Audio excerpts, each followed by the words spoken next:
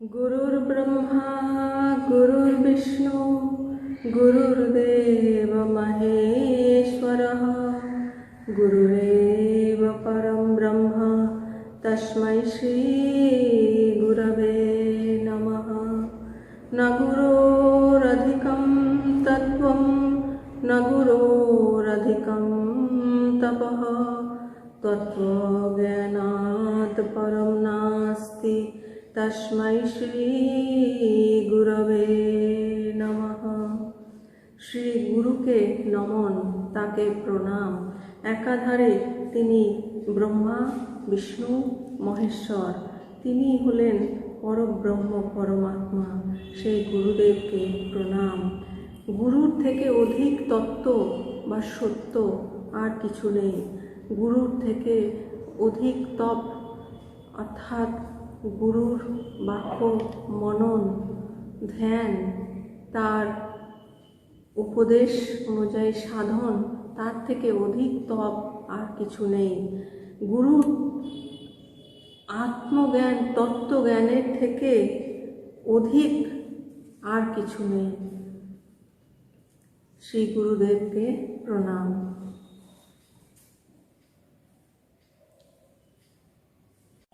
শ্রীমৎ স্বামী ভূতেশানন্দজি মহারাজ হলেন ক্ষত্রিয়, ব্রহ্মনিষ্ঠ, অবৃত্তি, অকামহত, অনুভবী ব্রহ্মজ্ঞানী, ব্রহ্মজ্ঞ, ব্রহ্মবিদ, বরিষ্ঠ সন্ন্যাসী, রামকৃষ্ণ মঠ ও রামকৃষ্ণ মিশনের দ্বাদশ সংঘ অধ্যক্ষ, আমাদের সদ্গুরু।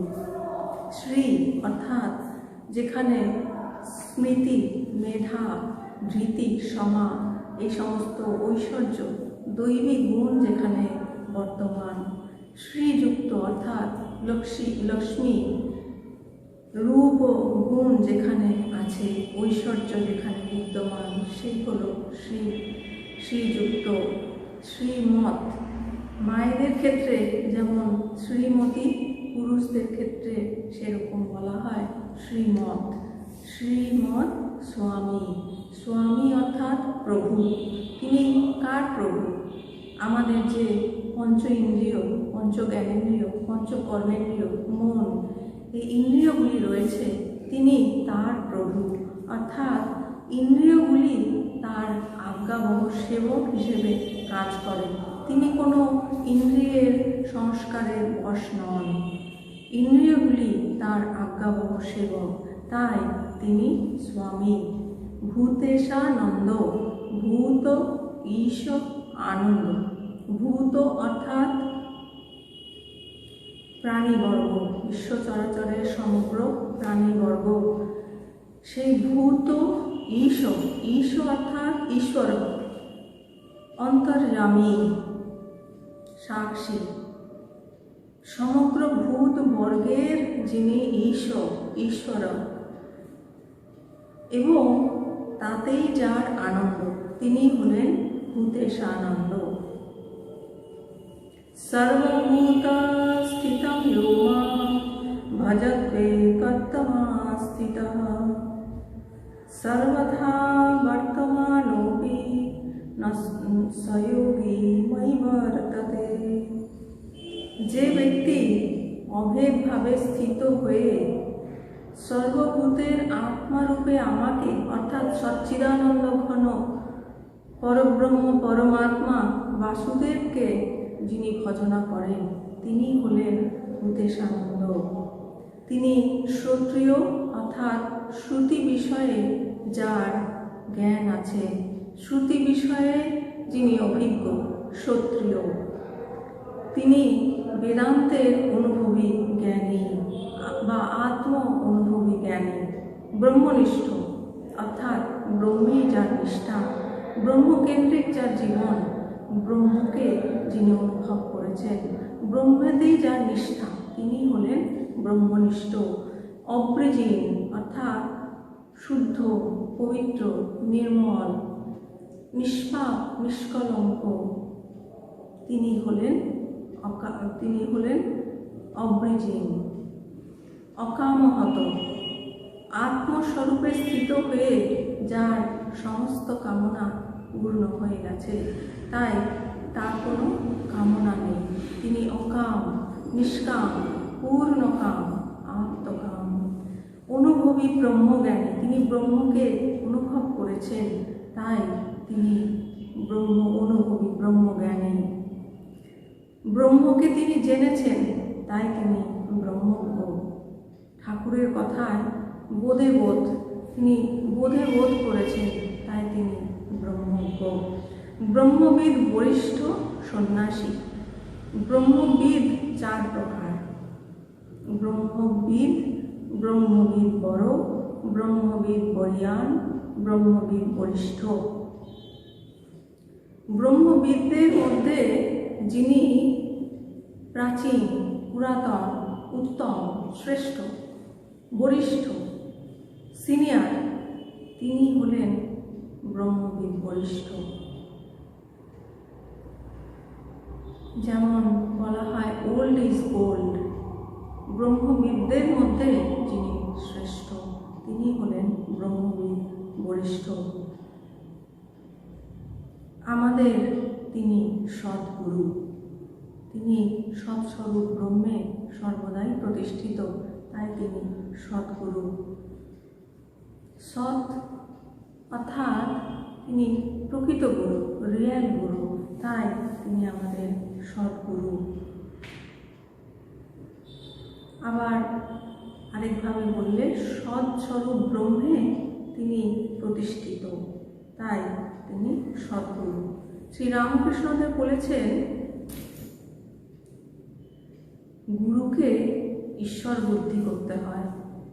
ঈশ্বরই গুরুরূপে আসেন, তাই গুরুকে মানুষ বুদ্ধি করতে নেই, তিনি স্বয়ং ঈশ্বর।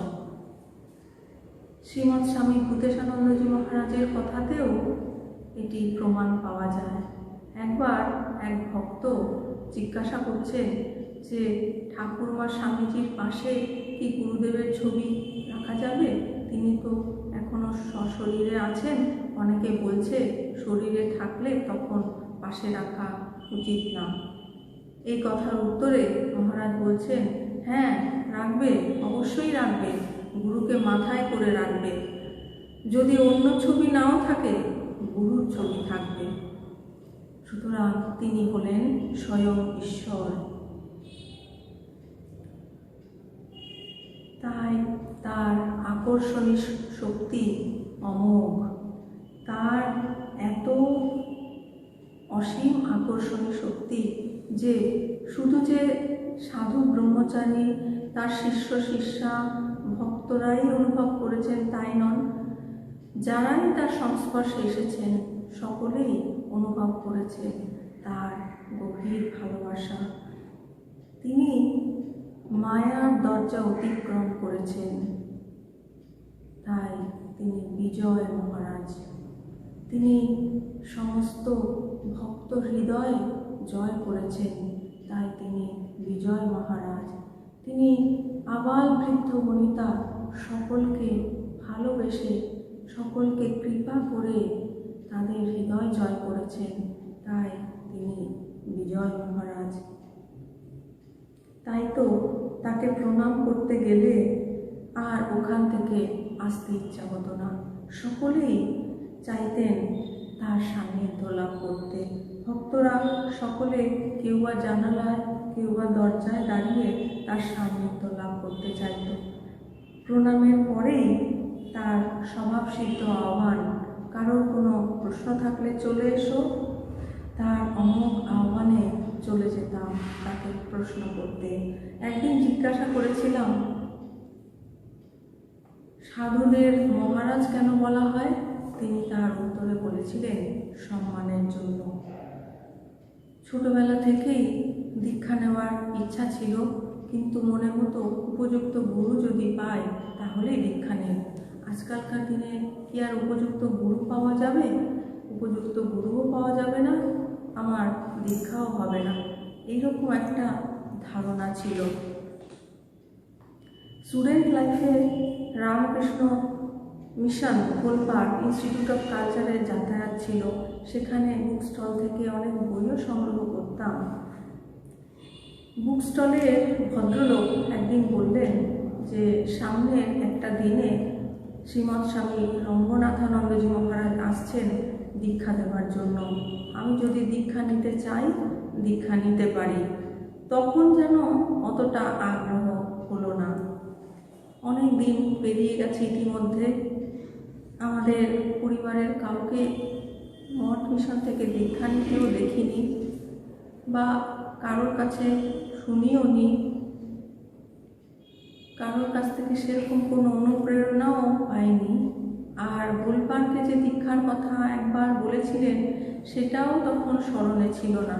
কিন্তু সেই সময় ভেতর থেকে একটা তীব্র ব্যাকুলতা এলো দীক্ষার জন্য।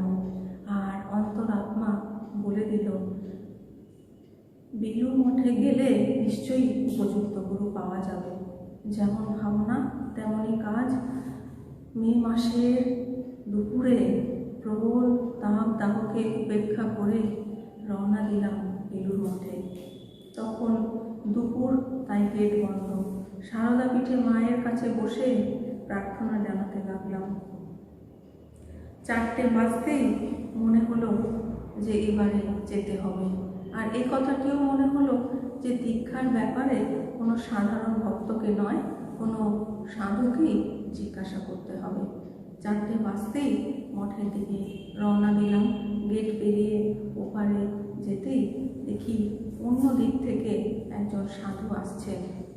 মনে সংকোচ, ডাকবো কি ডাকবো না, অন্তরাত্মা বলে উঠল, ডাকো ডাকো, সুযোগ হারিও না। তখন তাকে স্বামীজি বলে ডেকে ফেললাম। ডাকাটা খুব আস্তে হয়ে গেল। ভাবলাম তিনি কি শুনতে পাবেন। একটু পরে দেখি তিনি দাঁড়িয়ে পড়লেন। তখন বুঝলাম যে তিনি শুনতে পেয়েছেন। কাছে গিয়ে তাকে দীক্ষার কথা বললাম। বলতে আমার দু চোখ দিয়ে জল গড়িয়ে পড়তে লাগলো। তিনি অফিসে নির্দিষ্ট বসার জায়গায় নিয়ে গিয়ে আমাকে বসালেন এবং তিনি ভেতরে চলে গেলেন। কিছুক্ষণ পরে তিনি ঠাকুরের ছবি, ঠাকুরমা স্বামীজির ছবি আর লজেন্স নিয়ে এলেন এবং আমাকে দিলেন। তারপরে তিনি আমাকে বুক স্টলে নিয়ে গেলেন। জিজ্ঞাসা করলেন যে আমার কাছে টাকা আছে কিনা। বললাম হ্যাঁ আছে। তখন দীক্ষার জন্য যে নির্দিষ্ট বইগুলি তিনি কিনিয়ে তারপরে আমাকে বললেন ঠাকুরের মন্দিরে প্রণাম করে গঙ্গার দিকে যেতে। গঙ্গার দিকে ডান দিকে যে বিল্ডিংটি আছে ওটি হচ্ছে প্রেসিডেন্ট মহারাজের কোয়ার্টার। ওইখানে সামনে আমি দেখতে পাবো যে ভক্তরা দাঁড়িয়ে আছে লাইন করে। আমিও ওই লাইনে দাঁড়িয়ে যেন মহারাজকে প্রণাম করে তবে ফিরি। যেমন নির্দেশ তেমনই কাজ। ঠাকুরের মন্দিরে প্রণাম করে গঙ্গার দিকে যেতেই ডান দিকে দেখলাম ভক্তরা লাইন করে দাঁড়িয়ে আছে। আমিও লাইনে দাঁড়িয়ে পড়লাম। তারপরে তাদের পেছন পেছন আমিও প্রেসিডেন্ট মহারাজের কোয়ার্টারে প্রবেশ করলাম। এই প্রথম প্রেসিডেন্ট মহারাজের কোয়ার্টারে প্রবেশ, গুরুর সম্মুখ। তিনি ভেতরে বসে আছেন, সামনে কাঠের বেড়া। ভক্তরা এপার থেকেই মহারাজকে ভূমিষ্ঠ প্রণাম করছেন এবং উল্টো দিকের দরজা দিয়ে বাইরে বেরিয়ে যাচ্ছেন। তাদের দেখা দেখি আমিও মহারাজকে প্রণাম করলাম। প্রণাম শেষেই ওপারের দরজা দিয়ে যেতেই দেখি ভক্তরা কেউ বা জানলায় কেউ বা দরজায় দাঁড়িয়ে মহারাজকে দর্শন করছেন। আমিও জানলায় দাঁড়িয়ে গেলাম। প্রণাম শেষ হতেই মহারাজের আহ্বান, কারোর কোনো প্রশ্ন থাকলে চলে এসো। সবার প্রথমেই আমি চলে গেলাম প্রশ্ন করতে। জীবন সম্বন্ধীয় কিছু প্রশ্ন মহারাজকে করেছিলাম। মহারাজ তার উত্তরে বলেছিলেন, ঈশ্বর অভিমুখী জীবনই হলো সার্থক জীবন।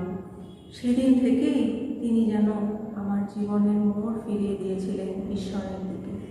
2 দিন পরে রোববার ছিল, সকালেই চলে গেলাম। আমার যেতে একটু দেরি হয়েছিল। মহারাজ প্রথমেই আমাকে ঠাকুরের মন্দিরে নিয়ে গেলেন। ঠাকুরের মন্দিরে প্রণাম করে মহারাজের কোয়ার্টারে গেলাম। ঠিক তখনই ভক্তদের প্রণাম শেষ হয়েছে। হয়তো মহারাজকে ঘরে নিয়ে যাওয়া হতো। তিনি ডান দিকের একটি ছোট চেয়ারে বসে আছেন। আমি কাছে গিয়ে তার চরণে মাথা রেখে প্রণাম করতেই আমার চোখ দিয়ে অঝরে জল পড়তে লাগলো। সেখানে তখন শুধু প্রেসিডেন্ট মহারাজ, সুপ্রভাত মহারাজ ও আমি আছি। অনেকক্ষণ এইভাবে কাটলো। নিস্তব্ধ পরিবেশ, কারোর মুখে কোনো কথা নেই। অনেকক্ষণ কাঁদতে কাঁদতে হঠাৎ চোখ পড়ল মহারাজের দিকে। দেখি তিনি কি অপার করুণা দৃষ্টিতে আমার দিকে তাকিয়ে আছেন।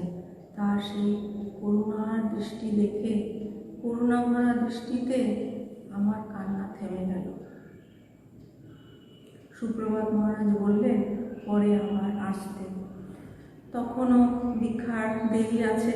যাতায়াত চলতে থাকলো। সপ্তাহে 2-3 বার যেতাম। মহারাজের ঘরে ঢোকার সময়ই তিনি তাকাতেন আর হাত তুলে আশীর্বাদ করতেন। প্রণাম করার আগেই যেন তিনি তার কাজটি সেরে রাখতেন।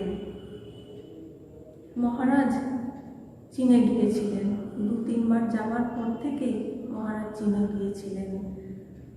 প্রণাম শেষে ভক্তরা আমাকে অনুরোধ করতেন মহারাজকে প্রশ্ন করতে। আরও প্রশ্ন করার আগ্রহ ছিল যে মহারাজের কাছে যেতে পারব। মহারাজের কাছে আরেকবার যাওয়ার সুযোগ হবে। তাই একবার একটি মেয়ে হাতে ঠাকুরমা স্বামীজির ছবি নিয়ে এসেছে। সেটি মহারাজকে দেখাচ্ছে আর তখনই দীক্ষা নিতে চাইছে। সুপ্রভাত মহারাজ বোঝাচ্ছেন যে এখন তো প্রণামের সময়, দীক্ষার সময় দীক্ষা হবে, কিন্তু মেয়েটি নাছোড়বান্দা, সে তখনই দীক্ষা নিতে চাইছে। তখন সুপ্রভাত মহারাজ একটু ধমকের সুরে তাকে বলছেন, মেয়েটি নাছোড়বান্দা, সে বলছে আর পরে আর আমার দীক্ষার দরকার হবে না।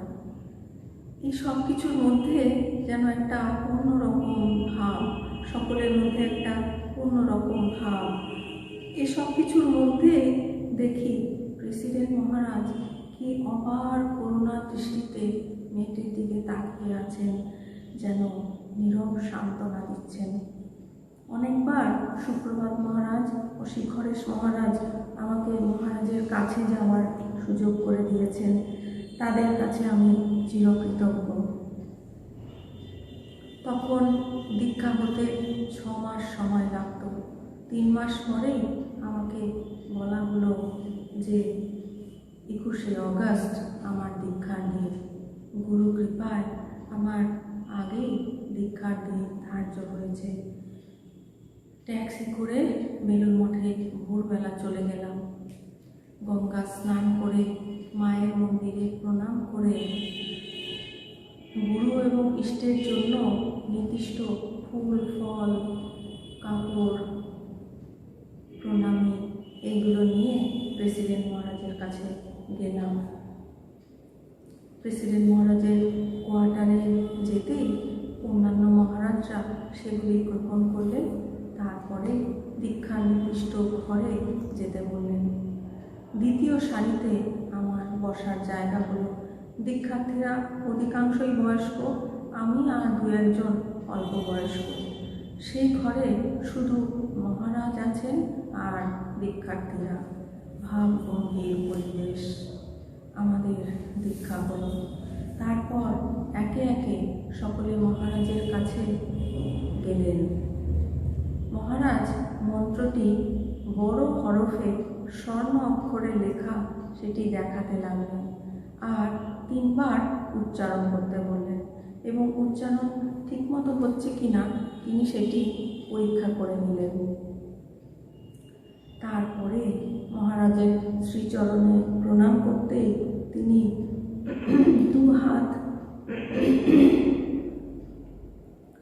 হাত মাথায় রেখে আশীর্বাদ করলেন।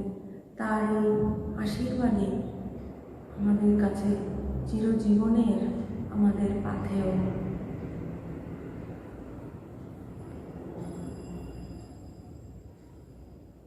জীবনের এটি একটি অন্যতম শ্রেষ্ঠ দিন।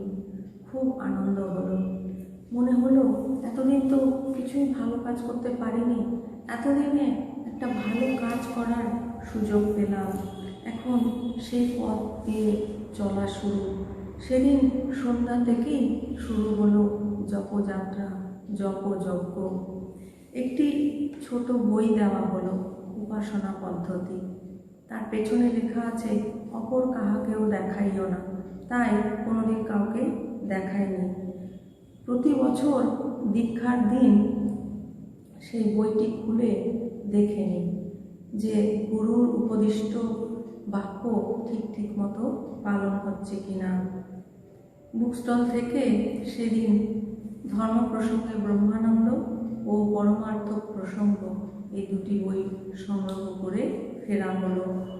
একদিন বিকেলে প্রণাম করতে গেছি, প্রায় সন্ধ্যা আগত। ভক্তরা প্রণাম করে কাছের দরজার বাইরে দাঁড়িয়ে মহারাজকে দর্শন করছেন। খুব গরম পড়েছে, ঘরে এসি চালানো হয়েছে। আমিও প্রণাম করে দরজায় দাঁড়িয়ে মহারাজকে দর্শন করতে চাইছিলাম, কিন্তু খুব ভিড় তো, তাই ভক্তরা আমাকে দাঁড়াতে দিচ্ছিল না। বারবার আমি পেছন দিকে চলে যাচ্ছিলাম, অনেক চেষ্টা করেও মহারাজকে দর্শন হচ্ছিল না। ঠিক সেই সময়ই দরজা ফাঁক করে দরজায় যে ভলেন্টিয়ার দাঁড়িয়েছিলেন, উনি দরজা ফাঁক করে বলছেন, আপনি ভেতরে আসুন, মহারাজ আপনাকে ভেতরে আসতে বলছেন। আশ্চর্য হয়ে গেলাম। কাছের দরজার বাইরে পেছনের দিকে সেখানে অতটা আলোও ছিল না। মহারাজ কী করে দেখলেন? পরে বুঝলাম যে তিনি তো অন্তর্যামী, তাই সব দিকেই তার খেয়াল আছে। তার করুণায় অভিভূত হয়ে গেলাম, চোখে জল এসে গেল। একদিন বিকেলে প্রণাম করতে গেছি, একবার প্রণাম করে আবার ঘুরে এসে দ্বিতীয়বার প্রণাম করেছি। তখন শিখরেশ মহারাজ বলছেন যে সুযোগ পেলে প্রণাম করবি। মনে হলো যা বকা তো খায়নি। আর একদিন সকালে মহারাজের কাছে তার চরণ স্পর্শ করে প্রণাম করার সুযোগ হয়েছে। প্রণাম করে এদিকে আসতেই মেঝেতে ভক্তরা সবাই বসেছিলেন, তারা সরে গিয়ে আমাকে বসার জায়গা করে দিলেন। আমি আশ্চর্য হলাম যে তারা এইভাবে কেন সরে গেলেন। পরে বুঝলাম মহারাজই তাদের ইশারা করে সরে একটু জায়গা করে দিতে বলেছেন, তাই তারা সরে গেছে। তার অপার করুণা, তার কৃপা কথা যখনই মনে পড়ে আর নিজেকে আবেগ থেকে মুক্ত রাখতে পারি না।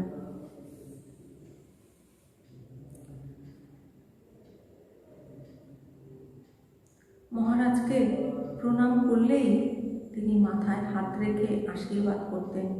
মৃদু, হালকা, নরমভাবে চাপড়ে চাপড়ে, কয়েকবার চাপড়ে চাপড়ে তিনি আশীর্বাদ করতেন।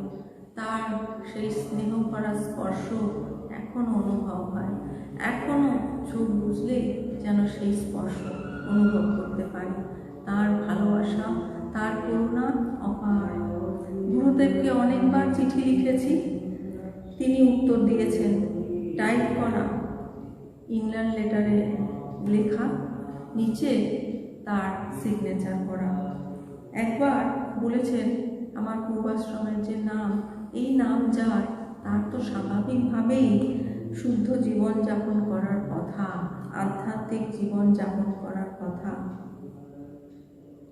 একদিন মহারাজকে সাধু হবার কথা, সাধু হবার ইচ্ছা, এই কথা জানালাম। মহারাজ চুপ করে আছেন। তাকে জিজ্ঞাসা করলাম, তাহলে কি করব? তখন তিনি তার উত্তরে বললেন, কি আর করবে, সব ছেড়ে দিয়ে চলে যাবে। এ কথা শুনে অন্য সাধুরা বলেছেন যে অন্য কেউ অন্য সময় জিজ্ঞাসা করলে তিনি বলেন, সময় নাও, চিন্তা করো, ওগুলো উনি কিছুই বললেন না, একবারেই উনি বলে দিলেন। আর একবার তাকে প্রণাম করে, অন্য আরেক দিন তাকে প্রণাম করে বললাম, মহারাজ আশীর্বাদ করুন যেন ভালো সাধু হতে পারি। তিনি বললেন, কেন পারবে না, নিশ্চয়ই পারবে। তিনি এত জোরের সঙ্গে কথাটি বললেন যে সকলে অবাক হয়ে গেল। বাবা মা যদি আশীর্বাদ না করে তাহলে তখন মহারাজ বলছেন তাতে কিছু হবে না, তাতে কোনো অসুবিধা হবে না। তিনি মাথায় হাত রেখে আশীর্বাদ করলেন। মাথাটাকে খুব মূল্যবান মনে হয়, কারণ কতবার মহাপুরুষের স্পর্শ এই মাথাটি পেয়েছে। ব্রহ্মজ্ঞানীর আশীর্বাদ পুত এই মাথা, সেই জন্য এটির মূল্য কম কি।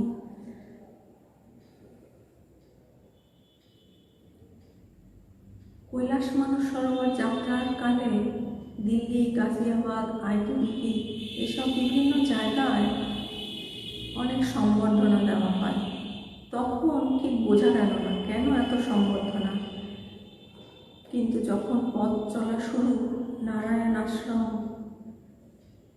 কালাপানি, নাবিডাং, লিপুলেক পাস, দোলমা পাস, এই রাস্তায় প্রচণ্ড চড়াই উতরাই যখন প্রাণ ওষ্ঠাগত পথ চলতে চলতে, তখন বোঝা গেল যে কেন এত সম্বর্ধনা দিয়েছিল। ঠিক সেই রকমই জীবন পথে চলতে চলতে যখন বড় বড় হার্ডেলসের সম্মুখীন হই, তখন বোঝা যায় গুরুর আশীর্বাদ, তার কৃপার কথা। এক এক সময় তো মনে হয়েছিল তাহলে কি মহারাজের কথা মিথ্যা হয়ে যাবে, কিন্তু পর মুহূর্তেই মনে হয়েছে ব্রহ্মজ্ঞ জ্ঞানীর কথা, ব্রহ্মজ্ঞ গুরুর কথা কখনো মিথ্যা হতে পারে না। অনেক কঠিন পরিস্থিতিতেও মহারাজের আশীর্বাদই মনে দৃঢ়তা, সাহস জুগিয়েছে, ঢালের মতো রক্ষা করেছে। গুরুর অমোঘ অদৃশ্য শক্তি কাজ করে চলেছে। ঠিক হলো একদিন মহারাজকে মালা পরাবো। সুন্দর রজনীগন্ধার ফুলের মালা নিয়ে গেলাম, আর অন্যান্য মহারাজদের জন্য গোলাপ ফুল। বলা হলো মালাটা গলায় পরাবো, মালাটা যেন পায়ে পরাই। এটি একটি বিশেষ দিন, আমার জীবনের একটি বিশেষ মুহূর্ত। অন্য আরেকজন মহারাজ সারদা পীঠে একজন ফটোগ্রাফার মহারাজকে বলে রেখেছিলেন। তিনি দুটি ক্যামেরা নিয়ে এলেন।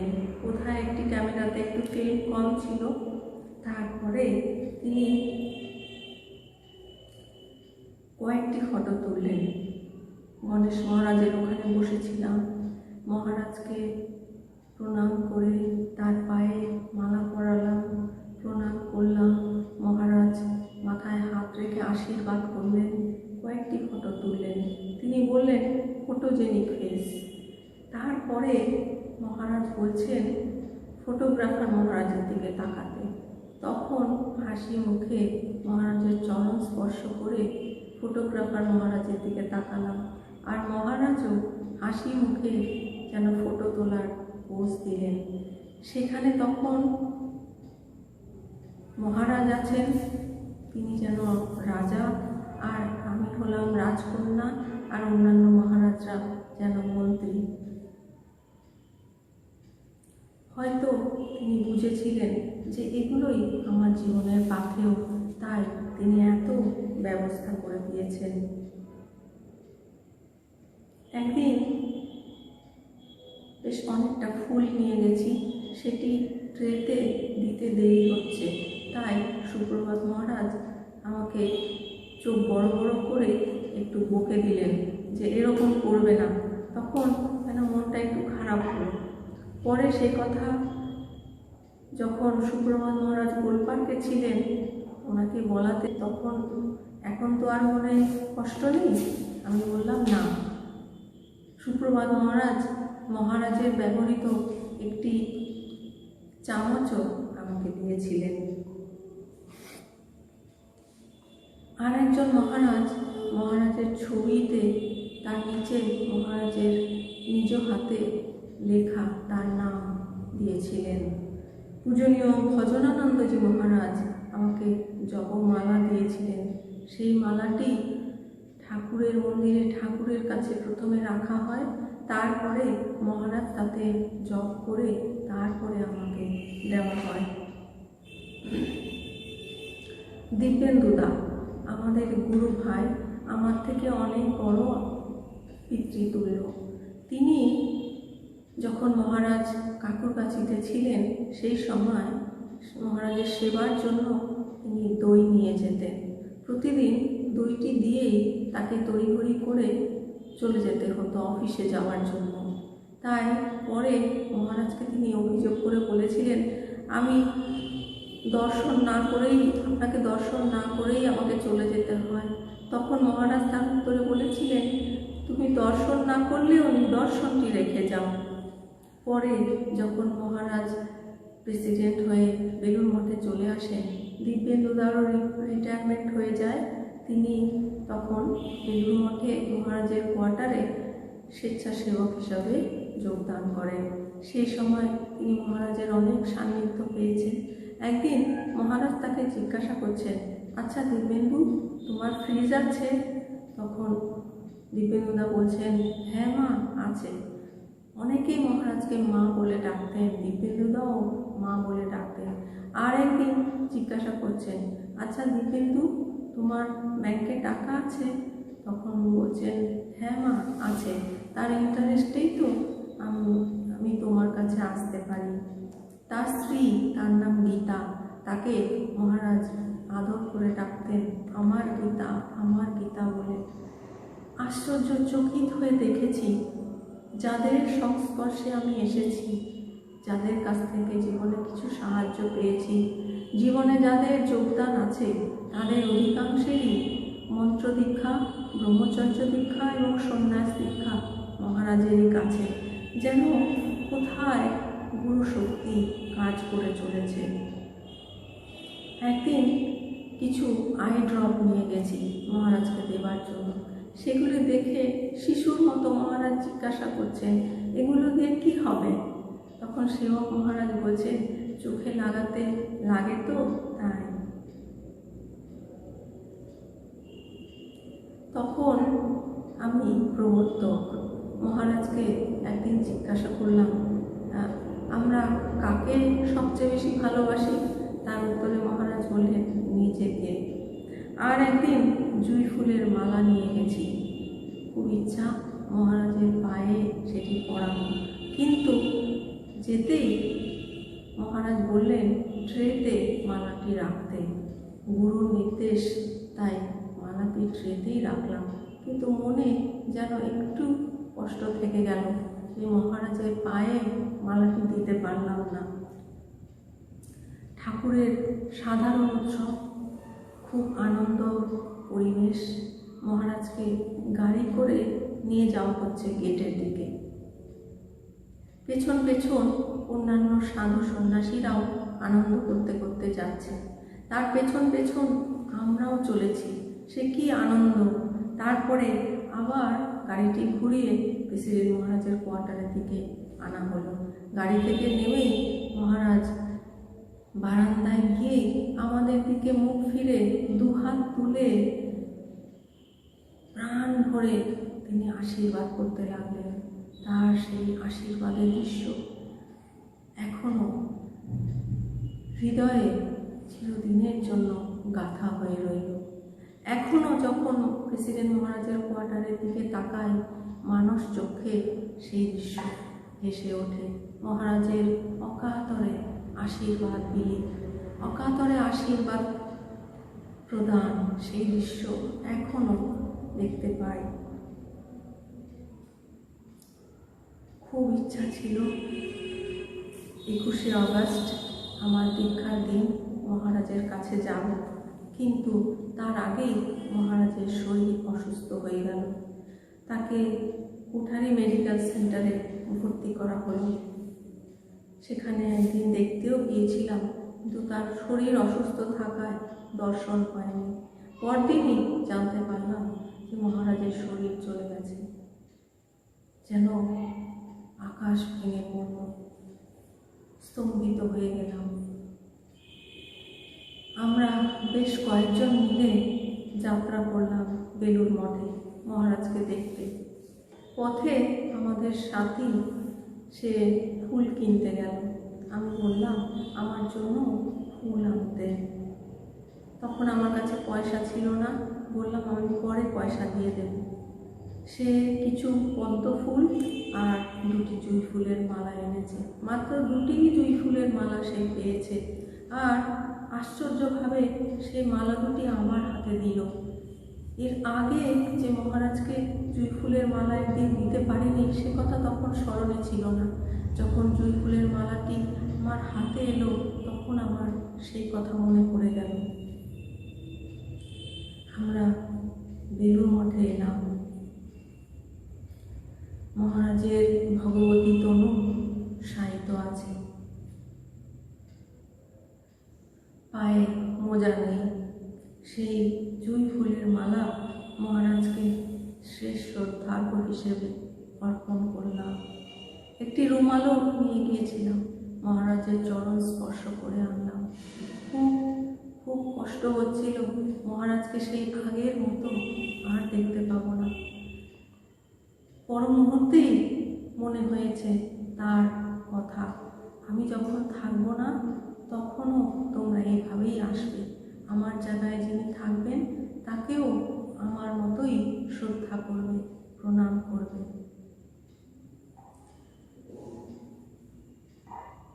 জুঁই ফুলের মালা যে সেই দিন নিতে পারিনি বলে মনে যে কষ্ট ছিল সেটি চলে গেল, সেই খেদ চলে গেল, সব দূর হয়ে গেল।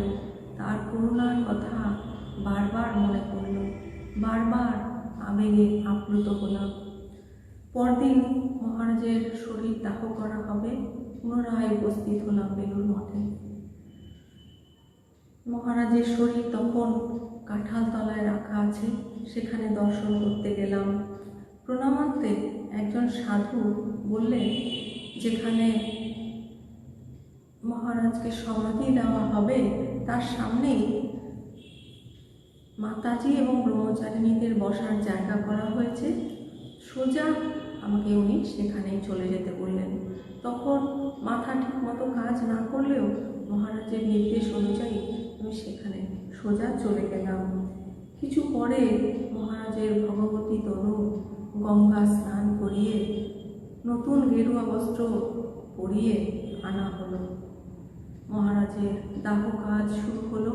সাধু সন্ন্যাসীরা মিলে দাহ কাজ শুরু করলেন।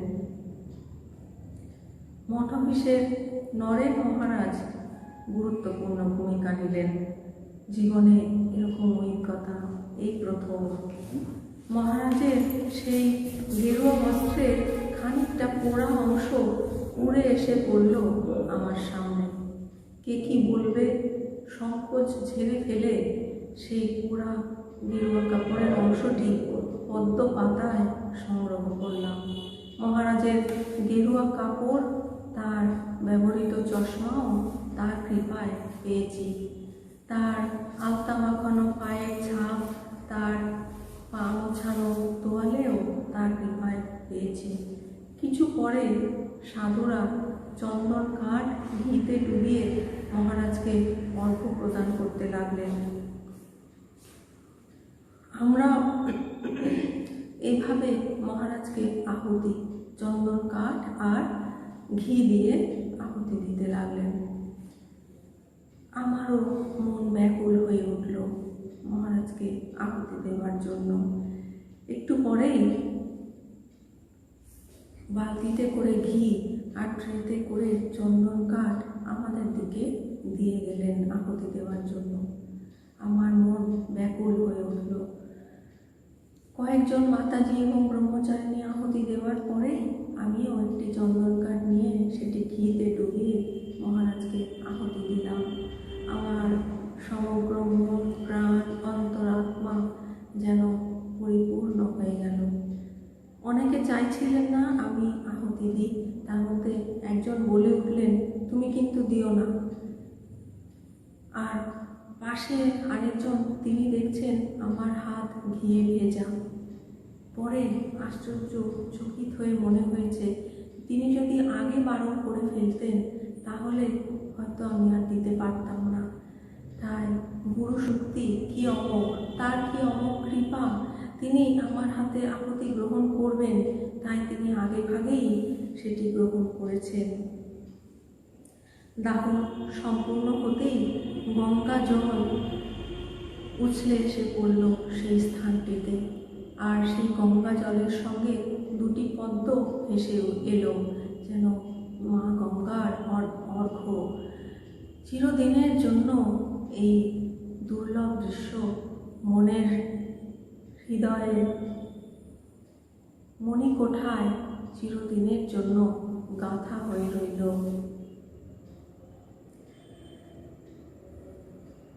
এক সাধু বলেছেন যে আমি অল্প সময়ে যা মহারাজকে পেয়েছি, অনেকেই অনেক বছরে তা পায়নি। মহারাজের 1 বছরের কিছু বেশি সময় তার শরীর থাকাকালীন মহারাজকে পেয়েছিলাম। সপ্তাহে 2-3 দিন করে যেতাম, তাই মহারাজকে যেটুকুনি পেয়েছি। সেই মহারাজ এও বলেছিলেন, দীক্ষা নিতে আমি অনেককেই দেখেছি, কিন্তু তোমার মতো ব্যাকুল হয়ে দীক্ষা নিতে কাউকে দেখিনি। তার কাছ থেকেও আমি অনেক সাহায্য পেয়েছি, তাই তার কাছেও আমি চিরকৃতজ্ঞ। গুরু নির্দিষ্ট সাধনা পদ্ধতি নিষ্ঠার সঙ্গে পালন করে গেলে সাফল্য অনিবার্য, এটি গুরু মহারাজেরই কথা। তাই আমরা যেন তার নির্দেশিত পথে সাধনা করে তার কৃপায় সিদ্ধি লাভ করে কৃতকৃত্য হতে পারি, এই প্রার্থনা। আমাদের জীবন যেন সার্থক হয়, এই প্রার্থনা। শরীরম স্বরূপম সদালোকমুক্তম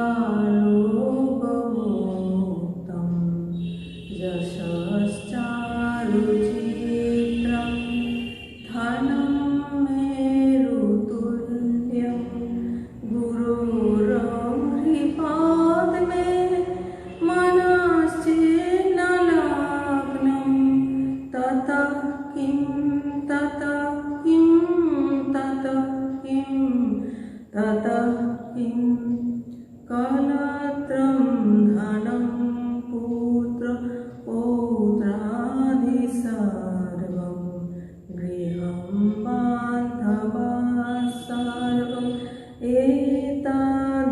এতদ্ধিজাতম গুরোরং হৃপাদ্মে মনশ্চেন্ন লগ্নম ততঃ কিং ততঃ কিং ততঃ কিং ততঃ কিং ষড়ঙ্গাদিবেদ মুখে শাস্ত্রবিদ্যা কবিত্বম চ গদ্যম চ পদ্যম করোতি গুরোরং হৃপাদ্মে মনশ্চেন্ন লগ্নম ততঃ কিং ততঃ কিং ততঃ কিং ততঃ কিং ততঃ কিং ততঃ কিং ততঃ কিং ততঃ কিং। সুন্দর শরীর, সর্বদাই রোগমুক্ত, আকর্ষণীয় যশ, মেরুতুল্য ধন, এসব থেকেই বা কি মূল্য যদি না গুরুচরণে মন লগ্ন হয়? এগুলোর কি সার্থকতা, এগুলোর কি সার্থকতা? স্ত্রী, ধন, পুত্র পৌত্র, গৃহ, আত্মীয় ও তার থেকে জাত সব কিছুর থেকেই বাকি যদি গুরুচরণে মন স্থির না হয়, তাহলে এর কি অর্থ? এর কি অর্থ? এর কি অর্থ? যদিও সমস্ত শাস্ত্রবিদ্যা, জ্ঞান বেদ, তার সঙ্গে 6 বেদাঙ্গ, মুখে গদ্য রূপে বলার ক্ষমতা, এই সব কিছুই থাকে। তাতেই বা কি যদি গুরুচরণে মন স্থির না হয়। তাই গুরুচরণে আমাদের মন স্থির হোক, তার কৃপা আমাদের উপর বর্ষিত হোক, আমাদের জীবন ধন্য হোক, এই প্রার্থনা। ওম পূর্ণমদঃ পূর্ণমিদং পূর্ণাৎ পূর্ণমুদচ্যতে পূর্ণস্য পূর্ণমাদায় পূর্ণমেবাবশিষ্যতে। ওম শান্তি শান্তি শান্তি। হরি ওম তৎসৎ। শ্রীরাম